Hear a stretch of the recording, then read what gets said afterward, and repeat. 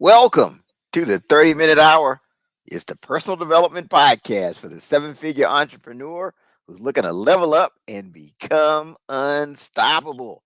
I'm your host, Eric Twiggs, your procrastination prevention partner. Joining me as always, you know him as the super CEO, the business strategist extraordinaire, and all-around good guy, Ted Fells. Happy Monday. It is indeed a happy Monday. It's a Clarity Monday. That's our new name for this Monday. It's Clarity Monday because people are going to leave this episode with a new level of clarity. I hope so. That's our goal. That's the goal. That's the goal on this fine Monday. That's right. And one of the things I always say to people is that clarity is the starting point of success. I think you just really need to be clear. And clarity is a struggle for so many people. We're going to get more into that. But today, we're going to talk about how to clarify, amplify, and monetize your brilliance. So that's what we're going to be talking about today. And we've got a great guest who's going to tell us all about that. This is her area of expertise. This is her zone of genius. So she's going to help you to get clear today. And you may think you're clear. Right. It's funny, Theresa, we'll get more into this later, but sometimes you think you're clear and then you go into a session with someone like you and realize that you're not clear at all. Yep. That's why they call them blind spots. Right. You discover that you've got some clarity challenges. So this will be an educational and an enlightening episode. But for everyone, please keep in mind, this is not your everyday podcast. We do things differently here on the 30-minute hour. We didn't really give Theresa a heads up of how different we are, but I just have a feeling that she's going to fit right in and go with the flow. It's not going to be an issue. So, but you can definitely watch us on the different platforms. You can watch us on Facebook. You can watch us on LinkedIn and YouTube by typing in the 30-minute hour in the search bar. You can also go back and listen on Apple Podcasts, Spotify, and all of those podcasting platforms. But let's go ahead and get right into it. So our guest, she is a self-proclaimed lifelong word nerd. Self-proclaimed, with a passion for performance, persuasion, and productivity. She serves as a trusted Claripist for value-driven brands and businesses. She's part marketing strategist, part advisor, part copywriter, part cheerleader. She brings out the absolute best in others on stages, pages, and on screens. That's right. Please join me in welcoming to the 30-minute hour podcast, Theresa Rose. Here I am, and I'm going to bring all that and more. All right. Now, this is going to be fantastic. Theresa, welcome to the show. It's an honor to have you on. Well, thank you for having me, gentlemen. It's an absolute pleasure. I can't wait to dive in and have some good conversations about getting crystal clear about what makes us brilliant. Yes. Thank you. I'm really looking forward to that. I do want to give our followers kind of the backstory and the background perspective. I'm just curious, when you were at Eckerd College, did you have clarity back then? And like, what was the vision that you had for your career at that time? Are you kidding? So I went back to college when I was a senior manager of marketing and product development for a Fortune 100 company. I had a 6-month-old, and I resumed my college career after, 9 years of walking away from it. And I simply just wanted to get the degree. I wanted to get the degree so it could open doors for me. And I was firmly entrenched back then in a corporate mindset of what I was going to do to climb that ladder of success, because I understood at a very early age about business, sales, leadership, strategy, all the things. And I had a plan. And you know how when you give a plan to the universe and then it brings you a snow globe moment and says, sorry, that's not the plan, Stan. So that changed everything. So as a part of the evolution of my journey, which we all have these, these doorways of change we go through, I had no idea back when I graduated at Eckerd College, just to check mark that as a, an accomplishment. Was I going to do what I do now? Hmm. So you didn't have clarity that you would be talking about clarity. Absolutely not. I was the furthest thing from clear. I was drinking from a fire hose every single day, trying to manage problems of epic proportion, and barely keep my head above water. I had no idea what I wanted to do. I just wanted to get through another day, and I thought, I thought that giving it to another organization was what I was supposed to do, until the universe said, "No, you're not supposed to do that anymore." And then, sometimes our greatest growth opportunities, are started by epic face plants, things that Mm. just really rock our worlds and make us just shatter. And that's what happens on your way to clarity, is you start to break away from beliefs that you used to have and expectations that you used to have, and things that were what you would describe as mistakes that end up being really clarifying moments for your life. And everything follows, everything builds upon each other, to the point where, several years ago, when I really got clear about what I wanted to do, and how to do it, more importantly, how to do it, I then all of a sudden had other people asking me, "Could you help me do this?" Mm. And I went, "I don't know, maybe." And then I came up with this process that I do called the crystallization process, that lo and behold, I realized, wow, I deal in clarity now. I'm no longer about energy management. I'm no longer about, product development and product marketing and all the other things that came ahead of it. I'm really fundamentally about being a collaborator in clarity. So I'm curious. I mean, what you mentioned, the epic face plants. Hmm. What were some of the epic face plants that got you from you were on this track, the corporate ladder climbing, to Yeah. now you're doing the clarity and you're certified speaking professional? What were some of the epic face plants that got you there? How much time you got? Are you kidding? Oh, I'll just give you a couple. So one is just going through a major emotional upset in my personal life. An ending of a relationship just rocks your world completely. Your confidence, your ability to see what your future is. That total epic face plant when you get to that level. That brought about me going into doing bartending halftime. That ended up filling the gaps in wherever I could to survive.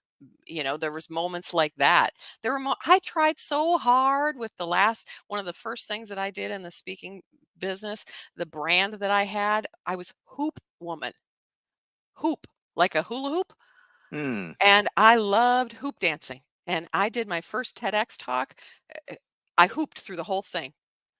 And it was the power of joyful movement. I really feel like, because I found a real connection to my body when I started to hoop dance. Prior to that, I was one big head, never paid attention to anything south of the collarbone.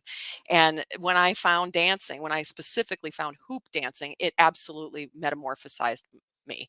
And I thought, hey, I can do a brand around that. Well, guess what? No, you can't, because Hmm. nobody took into account how brilliant I was as a business leader based on my experience, because I was a sparkly, firecracker in the hula hoop.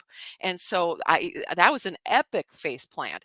And I'm glad I did it, because it helped me get clear about how important it is to clarify what your value proposition is. You can't just be the sparkly, amazing, interactive, engaging, energizing force on stage that has a great message. You have to be able to articulate it with clarity and consistency, right? So that was one of the biggest face plants that I had, was a quote failed brand.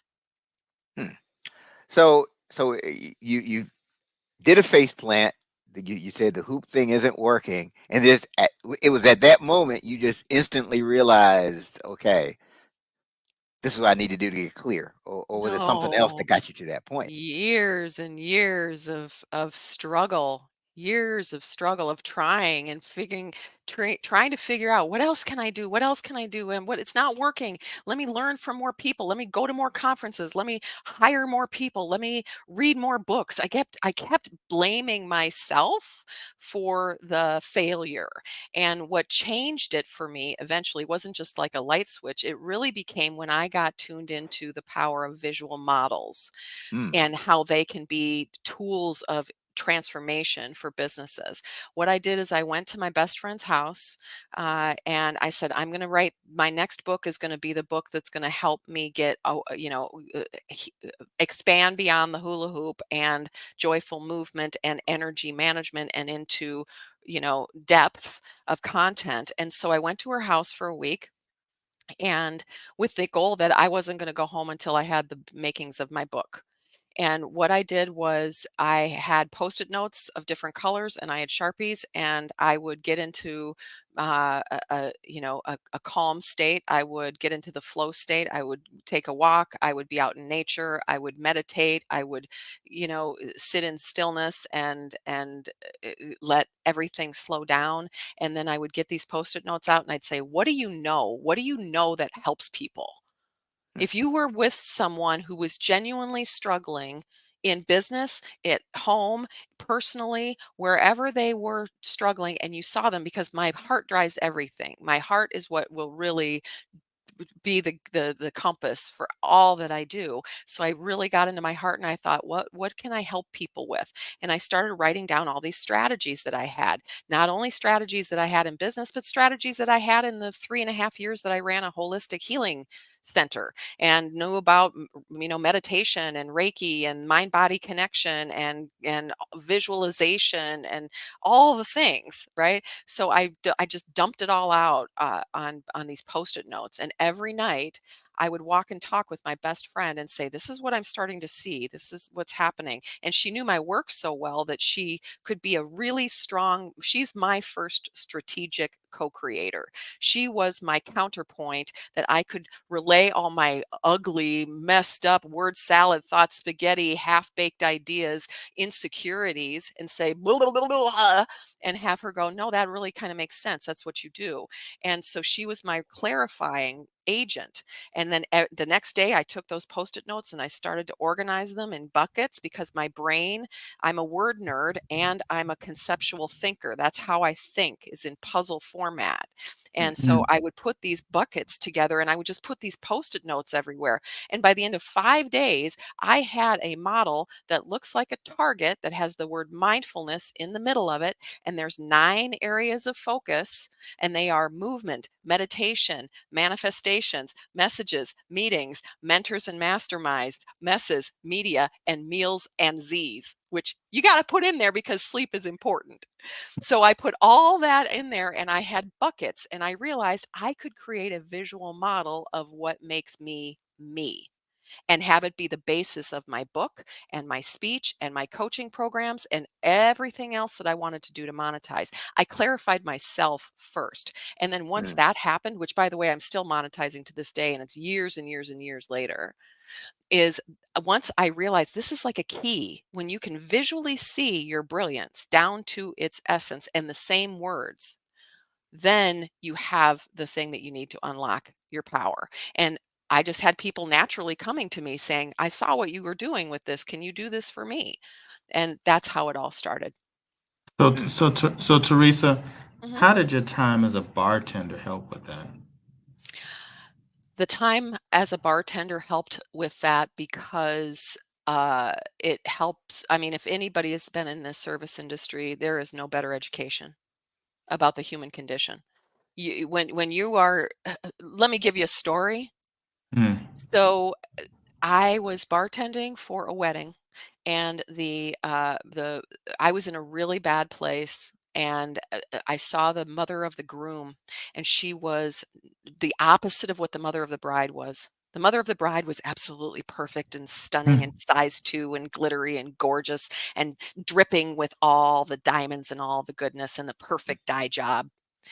And the mother of the groom was uh, she wasn't. Yeah. She was there. She was there. She wasn't. Yeah. And she was right before she was ready to walk. And of course, everybody could sense that too in the pictures. And I was watching her to have the pictures taken, and she was tugging at her ill-fitting dress, and she was just really didn't want to be there, really didn't want to be there in the center of attention. And it was right before she was ready to walk on stage, or well, not walk on stage, but walk down the aisle. That's a speaker for you. Everything is a stage. Walking down the aisle, I could see how nervous she was, and I excused myself from the bar, and I walked over to her, and I just looked her right in the eyes, and I said, "Excuse me, ma'am, I just need to tell you that you look absolutely beautiful today, and Mm. that this day is gonna be amazing for you and your Mm. family." And Wow. you should have seen the smile that Wow. went on her face. And when she she just stood up. She stood up a little bit higher. She smiled a little bit brighter. Helped that process, Sure. right? And so that kind of experience, why I don't miss the gin and tonics. I don't miss, the inventory and the drunk, best men. uh, I do really believe in everything happens to us if we're open enough to pay attention to the lessons. There are gifts and gems in everything. And Mm. that's one of them. Is Mm. it's create space for someone so you can see them, Okay. right? Because that's what I do for a living right now. And Mm. seeing that mother of the groom when no one else was, Mhm. seeing her and acknowledging her amazingness as a human being, those are seeds of what I'm doing now for thought leaders and executives. Mm. It's interesting you bring this up because that's a habit that I've just picked up over the past week or so. When literally I'm being intentional every day, I'm sending somebody a note of acknowledgement. Awesome. Somebody that I coach, somebody that's in our organization. It'll be like, "Hey Ted, just want to acknowledge how you handled that customer yesterday," and Yep, the response has been overwhelming. People exactly. need that. Yeah, they Like do. I sent it to somebody on Father's Day, and his response was, "This is the most meaningful communication I've gotten all weekend." Yeah, Wow. He's yeah. So got you several kids and everything. Go ahead, Mhm. Ted. so so you showed up as kids then? Way to Apparently, go. Yeah. apparently. But no, I'd say all that to say that, I mean, I think that acknowledgement piece goes a long way, and Definitely. people will run through walls for you if they feel like you see them and you value them. Exactly. Yeah. Yeah. Exactly. One of the latest articles that I wrote in on LinkedIn is about moving beyond clarity and into connection and going Hmm. beyond seeing people and really getting them. Yeah. Getting them.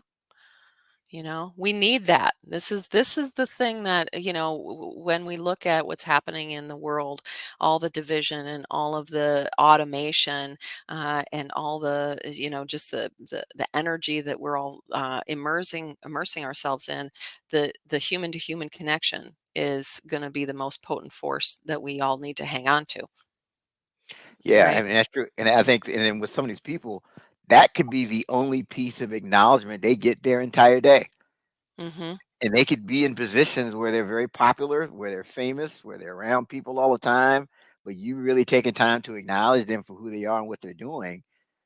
That's why it stands out because no one else is doing it. Yeah, right. Well, and that's to take it one step further about what I do professionally. I see them professionally, and so I have from as aspiring speakers to $1 million plus Hall of Famers and anyone in between. Yeah. It, it makes no matter. Everybody wants to be acknowledged. They especially want to be acknowledged for their brilliance. They want to be acknowledged for what do they know that can affect people's positive outcomes. And like the first part of my process when I'm actually in masterminding with my clients, I will reveal to them their model that I've already created because of the process that I go through. We don't do it Hmm. together. I create it before they even are with me, Oh, and wow. they will have an emotional reaction. Hmm. Men and women, they will have an emotional reaction that's very profound because they have proof that they were understood, Hmm. Mhm. not just Yeah. blah blah blah blah blah talking about it. Right. right? Which you get a dime a dozen everywhere. Oh, I can really see your passion. No. How about if you plow through the book that I wrote and the speech that I did and the podcast interviews that I did and the notebooks that I've written and the courses that I've done and all of the things that I've actually showed up in the world? How about if you do those things, then you can tell me that you understand my passion, right? And I not only understand it, but then I can draw it. Yeah, that's awesome. Yeah, I really want to get into this. So you're the owner of Theresa Rose Presents. Hmm. You're starting to discuss this, but so who is your ideal client, and talk more about how specifically you help them. Well, my ideal client is someone who wants to either is now or wants to create a thriving, growing business of thought leadership, to be on the stage, to be on the page, to be on the screen, whatever it might be. So, someone who is, whether they're an executive now and they want to eventually transition to their own brand, right? They've given their mind, body, and soul and blood, sweat, and tears to a company, and the company owns basically all their great ideas, but they need to build their brand in 3 to 5 years because they don't want to be there forever. That's a target partner for me, and anybody who's looking to, when they're struggling with getting their messaging out, if it's a consultant, an advisor, a trainer, a coach, a speaker, they struggle with, they know that they're amazing at what they do, they know they make an impact with their audiences or with their clients, and they're having challenge with articulating that, having the confidence to have meaningful sales conversations and closing the deal, right? That's who I work with. Is I give them the tool, the framework, the words, and the energy they need so that they can show up anywhere, anytime with anyone and be able to talk confidently about what they do. Okay. Wow. So we kind of touched on this earlier. Uh, what are some signs that someone may not be as clear as they Hmm. think as it relates to their messaging? That they are not hearing people say 3 words when they have conversations about what they do. There's only 3 words I want to hear at the end of the few minutes where I get to tell them what I do. And those 3 words are, I need that. Mm, Mm, If you're not hearing, I mm, need that, you haven't communicated effectively enough. interesting. I need that. mm. Not that's interesting, that sounds good, oh yeah, right, but, I mean, you're grabbing them by the you know what's, right? Emotionally, and saying, Mm, "This is what I do. This is what I'm passionate about. This is the problem I solve." And when if you're not hearing, "I need that consistently," then you aren't clear enough. So you touched on something. Ted and I, we go to conferences and things all the time where we're meeting people, Mhm. and when that question comes up, so Ted, what do you do? Do you have a model or framework as far as the best way to answer that in a way that you get that I need that response? The Yes. So, first and foremost, what I would say is answer as much as you possibly can about the value you provide as opposed to the services that you do. Mm, So, I could say to people when they say, Teresa, what do you do? I could say, here's one level. Okay. One level is I'm a marketer, I'm a coach, I'm a speaker. Okay. Another totally unrealistic, ridiculous, has no framework or whatever says, I deliver results. mm, Okay, so does you and everybody else. All right. So then you go, well, what else could I say? I could say I'm a branded business crystallizer, strategic co creator, and certified speaking professional. That tells you more information about who I am, the quality that I bring, and the value that I bring. Right. mhm, Now, even more importantly, I could say I deliver cocktail napkin clarity. mm, Everybody knows that they're brilliant. They just can't communicate it. I help them communicate it on a cocktail napkin. mm, You see how that's like, oh, whoa, wait, ooh. I've scratched the pain. I've said mm, exactly what I do. I've given them a context of what they actually understand, right? I'm not using fancy pants words that they have to think, oh, woo, big word, and they don't even understand what it is, right? Right. They're not being talked down to. I'm telling you confidently, clearly, without hesitation, I deliver cocktail napkin clarity for brands and businesses.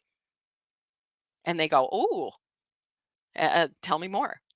And then I go, well, you know what happens is everybody gets caught with monetize, monetize, monetize, monetize, monetize, and they're spreading all their seeds everywhere, and none of them are bearing fruit. And they're wearing out of time and money in doing that. So then they push against the grain to try to amplify. Everybody's spending all this extra money on PR firms and expensive marketing agents and all these different tools and services that they can do. When the reality is that they haven't solved one core problem, they can't clarify what makes them different.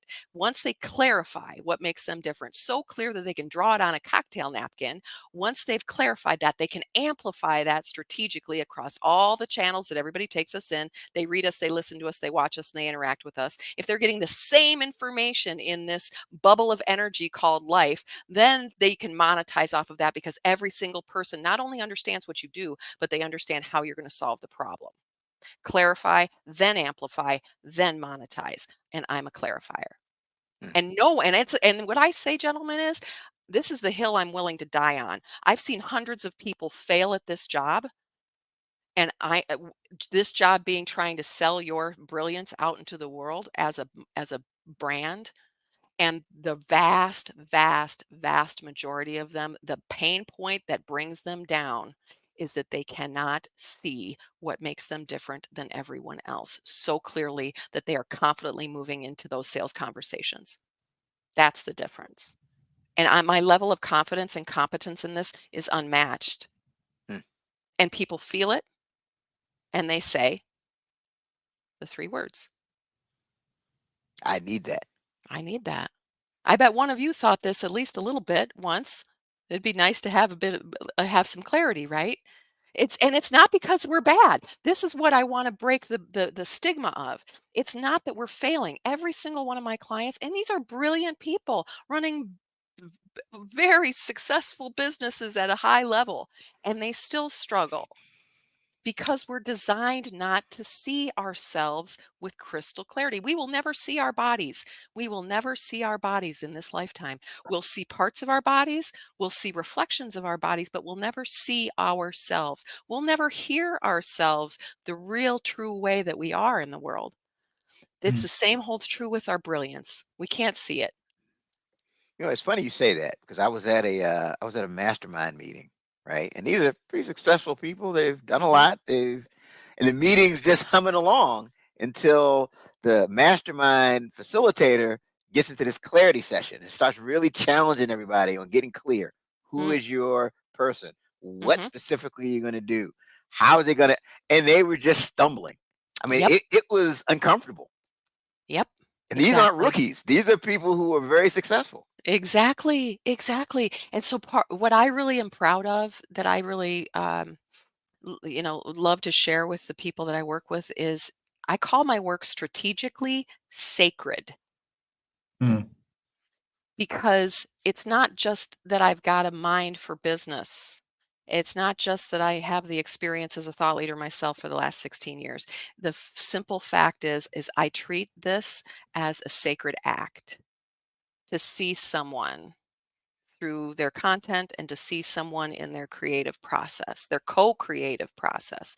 And that is a rarity for people to show that level of honor to our material, right? To how we show up.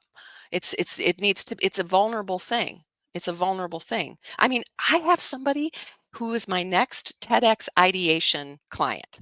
Okay. So a lot of people want to do TEDx's, and they are really great. They're amazing. They're brilliant, but they don't have an idea we're spreading.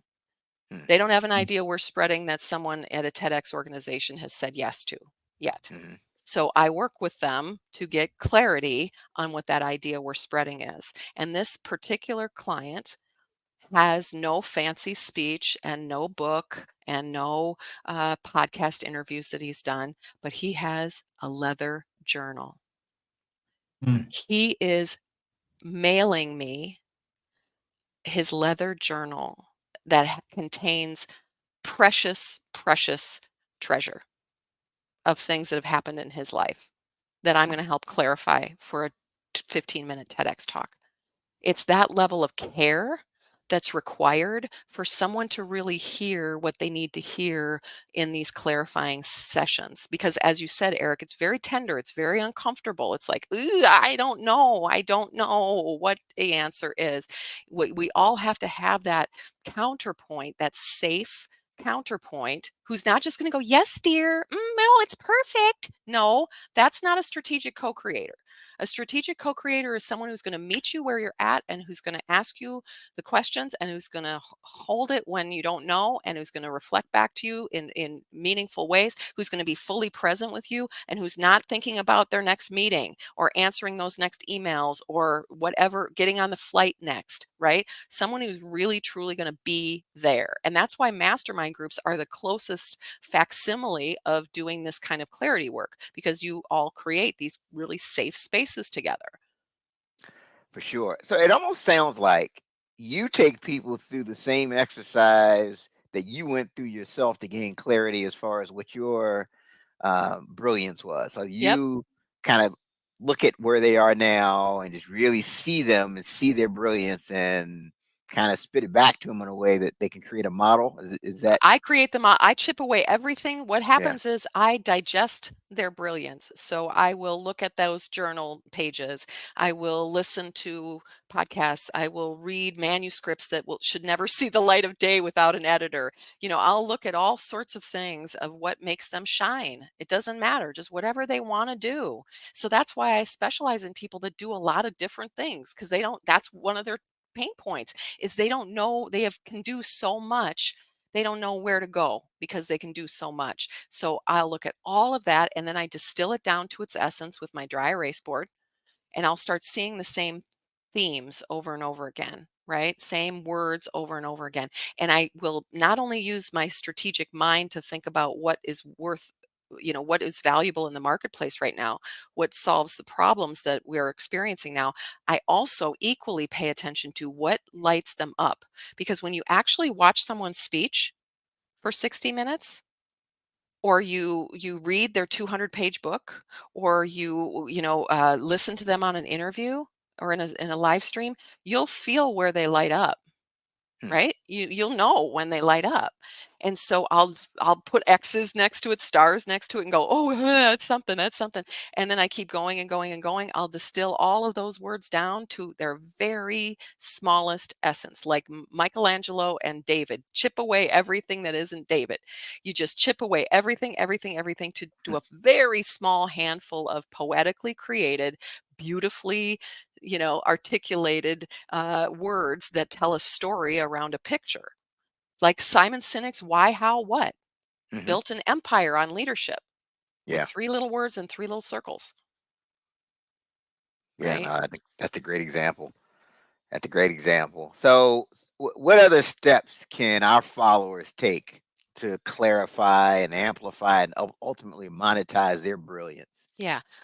The shortcut answer is the next big opportunity that you have, whether it's a sales presentation for a prospective client or a job interview or whatever it is that you have that you are in a persuasive place to be. I encourage your listeners, your viewers, where can you make the picture? Where can you put it down to its essence? Like think about Southwest Airlines and the Texas Triangle. What could you do to draw the picture of what you're trying to convey? Keeping that in your mind, and even be outside of your mind, taking it and using it as part of your tool, because a confused mind doesn't buy. The more we throw words at things, the less likely it is that we're going to get the deal. So making it simple and try to draw your next opportunity. So, almost like when you say cocktail napkin clarity, I can Yep. see a cocktail napkin. Yep. And what are those words that you would put on that cocktail napkin Mhm. if for your next event? Because the human brain, in my second TEDx talk, I talk about this, is 60,000 times faster in identifying a picture over text. It's what will cut through the noise. This isn't airy-fairy cosmic muffiny woo-woo. This is about neuroscience. This is about buying patterns. This is about how you can get immersed into somebody's psyche in a way that will have them feel what you're saying and say those 3 critical words back to you.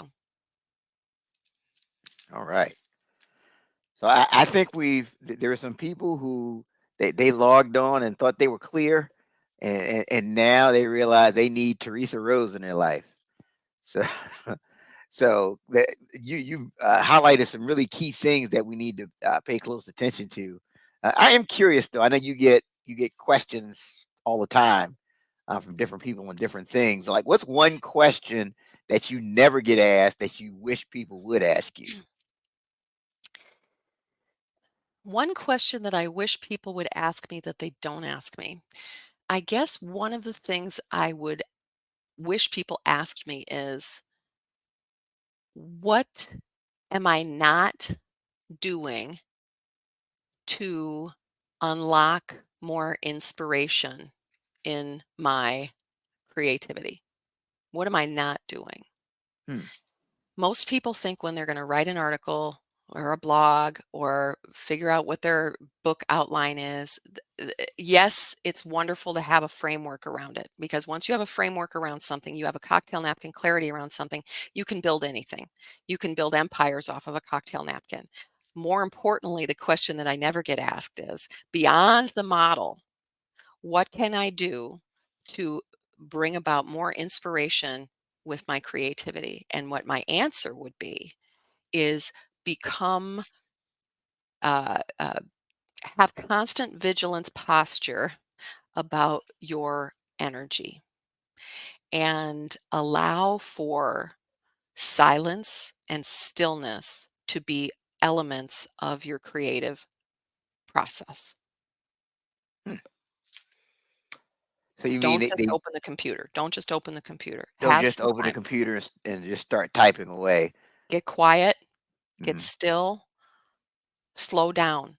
When we slow down the RPMs of our mental chatter and we can get into a more harmonious flow state, that is when I will have entire articles get written almost in stream of consciousness. Hmm. My fingers just going like this when I can take 5 to 10 minutes of absolute stillness before I start to write. I will write 4 times faster by investing in the time before I start writing. Hmm. That's a profound question. What am I not doing to unlock inspiration? Ooh, There you go, my friend. Mic drop on that. that's, I'm telling you that. No, that's because it's easy to get into this thing where you just sit down and think the inspiration is going to come to you, and then as Yeah. opposed to really kind of priming it and just being in that place. Yes, yes. Slow down. Yeah. Slow down, breathe, relax, receive. Don't do anything. Just chill. Be present. Get grounded. Open up. This is where all my airy fairy cosmic muffiny stuff comes in. Is when you can do that. You can be present. You can have mindful performance. That was the name of my book with the model that I created. Mindful performance. Being mindful about how we perform.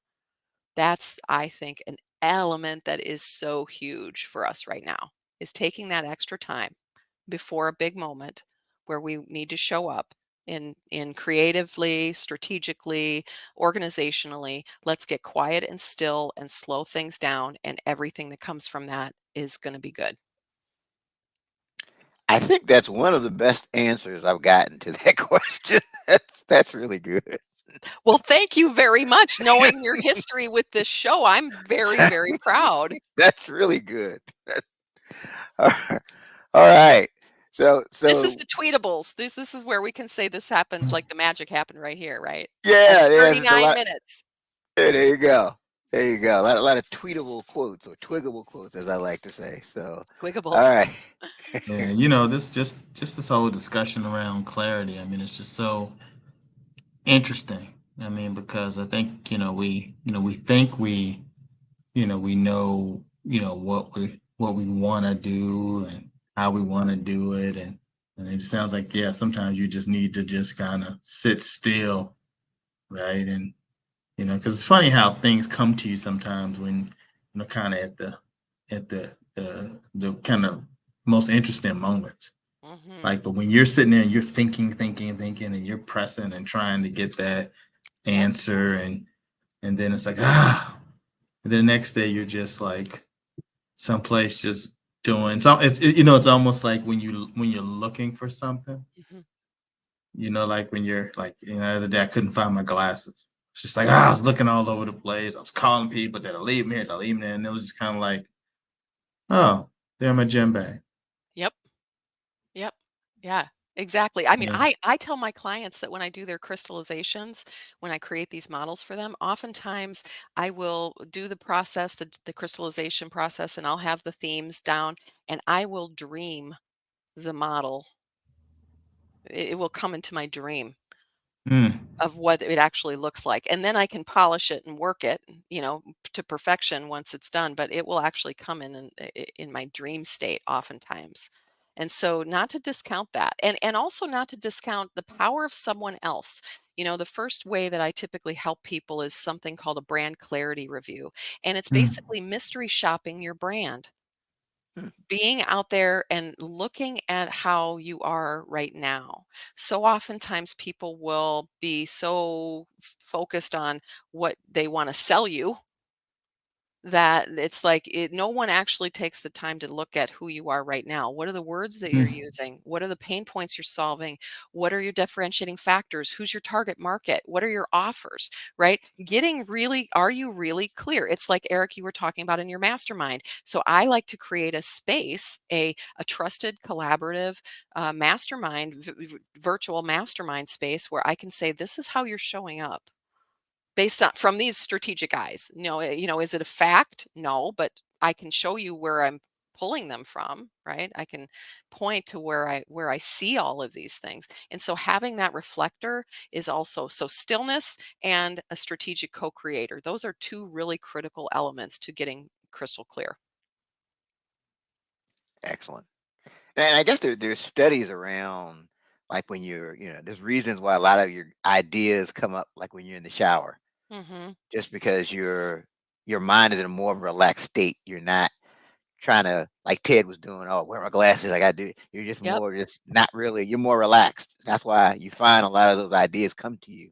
Yeah. Yeah. Um, Yeah. so yeah.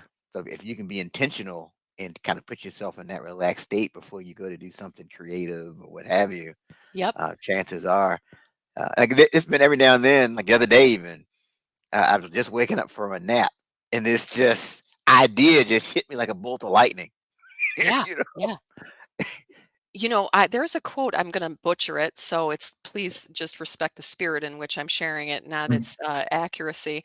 But Einstein said if he were given an hour to solve a problem, what would he do with that hour? And it was like, 55 minutes of it would be to rest Hmm, beforehand, and yeah. then look at it. So it's like that is meaningful. And that's how I do my process. When I'm crystallizing somebody's brilliance, I make sure that I feel good.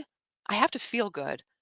If I don't feel good in mind, body, and spirit, then I'm preoccupied with my own noise. So I make sure I'm feeling really good and I get into my heart and I think about how this person wants to make the world a better place, through their gifts and their talents. And I get all squishy in my heart. And then I turn all the machines off and I only open up the one folder, the one thing that is this person. And it's like I shut down all the noise and all I do is have just like a connection to this other person. And I see them, right? I really see them and I hear them and I pay attention. And that attention is priceless, especially now with things moving as fast as they are. mm. Absolutely. Absolutely. Okay. So we're coming down to the final segment of the show, and Theresa, this is Ted's favorite part of the show. It's called It is Write not. It This is not. Down. Teresa, it is not my favorite part of the Ted show. couldn't wait, especially today, Theresa. Ted could not wait for us to do this. It's called Write It This Down. really isn't. Even more so today. It's not Oh my favorite part. no. Yeah, no. So this is how it goes, right? So write this down. We each go around and give at least one takeaway from today's episode. that the people need to write down so they can level up. So Theresa, you are our guest of honor. What do you feel that the people need to write down from this episode? I think they need to write down that that silence and stillness are their friends when it comes to growing their businesses. Silence and stillness are their friends. Wow. How Okay. is that? Was that pretty good? That's good. It's good Okay. That stuff. was so good that it took mine. It had to do Oh! with the stillness. So I'm like, ditto. Like what she said, What she right? said, yeah. Like, yeah, like what she said. I mean, it was so much, but that was really the part that really got to me. It just kind of, everything that you talked about, and meditating, or you know, eating, and, just kind of trying to, just kind of sitting, just kind of taking it all in as a part of coming up with, what that, that clarity is that you're seeking. I mean, I think, because with all the noise, right? I just don't Yep. see how you can, it's tough for us to do that, right? And that's why once things are kind of in that still place, and then it's kind of like, then you can truly, I guess, kind of let your mind go to work. I mean, I noticed that oftentimes, and sometimes you're thinking about something at night and then you just go to sleep. Just be like, like I was working on a document for someone, a letter, and I was writing all this stuff, sometimes like a character letter and everything. And it was all these wonderful things I want to say about the person. And then I got stuck. And then like after going to sleep the next day, it was just like, boom, these things Yeah. were just coming. That clarity was actually happening. And so, I don't think it's something that you can get just like that. Hmm. Right. I think you gotta, kind of give yourself some time to, kind of, work through it. Well, they call it a And meditation practice for a reason. There you yeah, go. It's yeah, practice.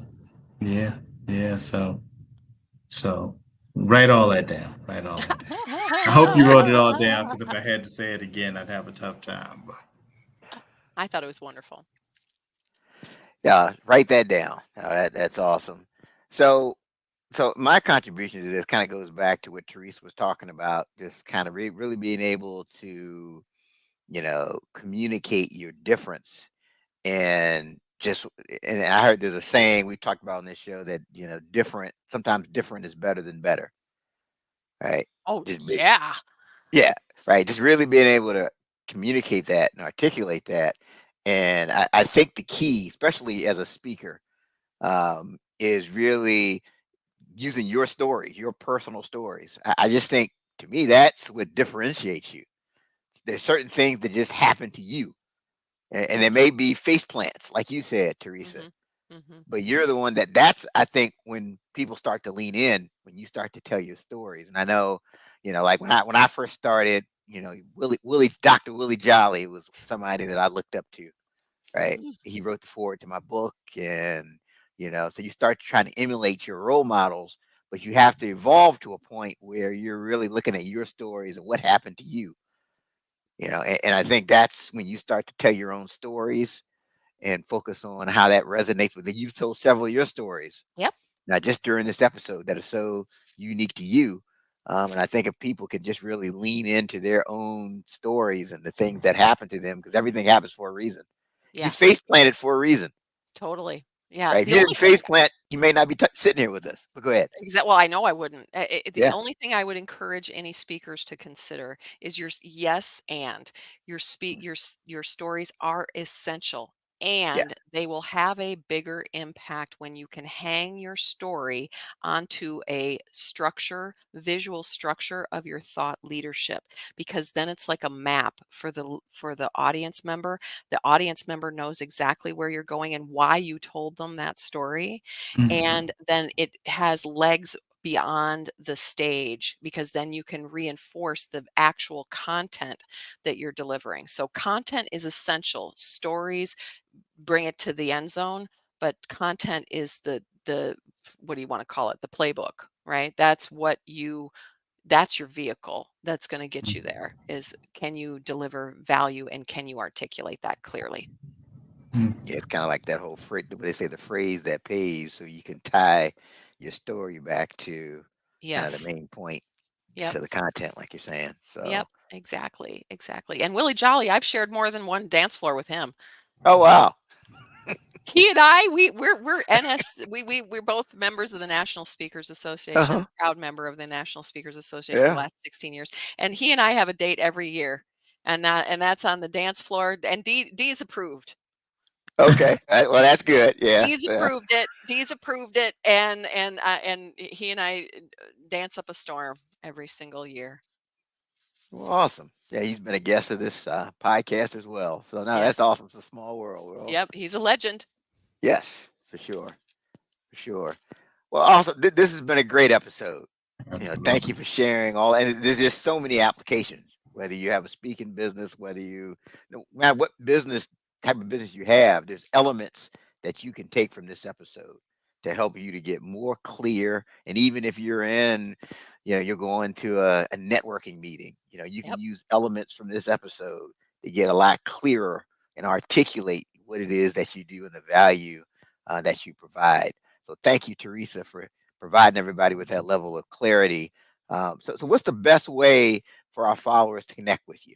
They can come visit me at my website at theresarose.com. And if you're wondering how to spell it, you just imagine a beautiful rose in front of you and you say, "There's a rose." So that's how you spell my name, with TheresaRose.com. Come see me there and you'll be able to be connected in all the various places. TheresaRose.com. Yep. Absolutely. Well, thank you once again for everything that you shared. And speaking of sharing, for those of you watching and listening, don't forget to share the show. Share the show. Share the Share the show. show. That's right. Share the Share the Share the show. show. show. Don't just keep great information to yourself. Make sure you No. share the show. All right. Good stuff. So that's our time for this week on the 30-minute hour podcast. Don't forget to go back and listen on Apple Podcasts or Spotify and any of those places. Don't forget to hit the subscribe or follow button so you never miss another episode. Again, that's our time for this week. Thank you to Theresa Rose. And until next time, have a great one. Thank you, gentlemen.